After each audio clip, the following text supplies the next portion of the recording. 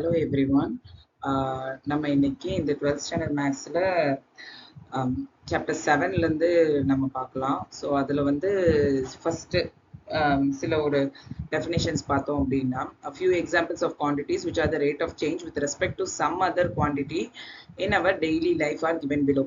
So இப்போ டிஃப்ரென்ஷியேஷனை பார்த்தோம்னாலே அது rate of change தான்.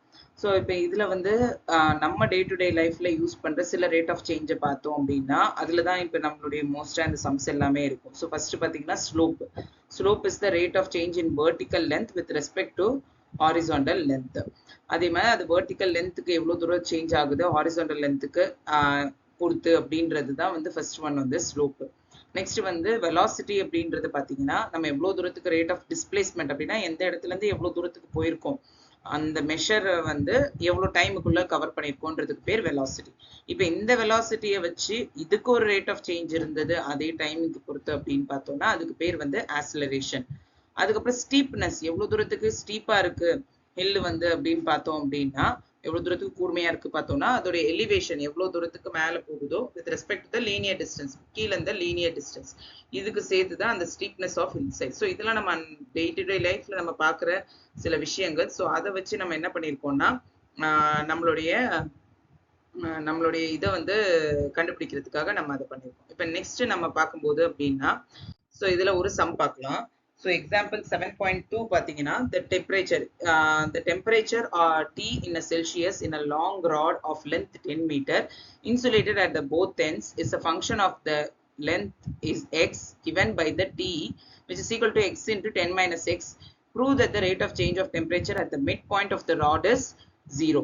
So first எப்பயுமே வந்து ஒரு கொஸ்டினுக்கு நீங்க பார்த்தீங்கன்னா given இருக்கும். ஸோ இப்போ இதுக்குள்ள வந்து given பார்த்தீங்க அப்படின்னா நம்மளுக்கு என்ன கொடுத்துருக்குறாங்க டெம்பரேச்சர் T வந்து செல்சியஸ்ல கொடுத்துருக்குறாங்க. அப்புறம் லென்த் எவ்வளோ இருக்கு அப்படின்னு பார்த்தோம்னா லென்த் இஸ் ஈக்குவல் டு 10 மீட்டர்னு கொடுத்துருக்குறாங்க.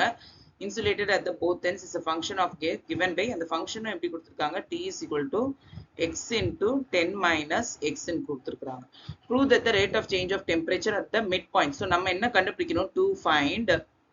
ஸோ ஃபர்ஸ்ட் எப்பயுமே இந்த கொஸ்டின்லையும் நீங்கள் இதை எழுதிட்டீங்கன்னா உங்களுக்கு ஈஸியாக இருக்கும். இந்த 2 find the rate of change of temperature. So அதாவது அப்படின்னா என்ன ரேட் ஆஃப் சேஞ்ச் ஆஃப் டெம்பரேச்சர்னா இந்த differentiation dt with rate of change of temperature with respect to x. So dt by dx தான் நம்ம என்ன பண்ணணும் கண்டுபிடிக்கணும். அட் த என்ன பாயிண்ட் கொடுத்துருக்குறாங்க மிட் பாயிண்ட் கொடுத்துருக்குறாங்க. ஸோ மிட் பாயிண்ட்ல நம்மளுக்கு இது எவ்வளோ வருது அப்படின்றத கட் பண்ணி. ஸோ மிட் பாயிண்ட்ன்றது என்னதுங்க 10 மீட்டர் வந்து லென்த் அப்படின்னா மிட் பாயிண்ட் வந்து என்னவா இருக்கும் 5 மீட்டரா இருக்கும். ஸோ இப்போ நம்ம ஃபர்ஸ்ட் கண்டுபிடிக்க போறது என்னதுன்னா dt by dx தான் நம்ம கண்டுபிடிக்க போறோம். So t is equal to given t is equal to x into 10 minus x கொடுத்துருக்குறாங்க. ஸோ அப்போ dt by dx என்னவா இருக்கும் அப்படின்னு பார்த்தீங்கன்னா ஸோ இதே வந்து நம்ம எப்படி எழுதலாம் 10x minus x ஸ்கொயர்னு எழுதலாம். ஸோ அப்போ dt by dx என்னவா இருக்கும் அப்படின்னு பார்த்தீங்கன்னா 10 minus 2x இருக்கும். So இப்போ இதில் dt by dx at the midpoint x is equal to 5. So dx at x is equal to 5 நம்ம substitute பண்ணோம் அப்படின்னா 10 minus 2 into 5. So which is equal to 10 minus 10. So அந்த இடத்துல temperature என்னவா இருக்கும் அது rate of change அங்க change ஆகும்போது 0வா இருக்கும். So this is the final answer. Thank you everyone.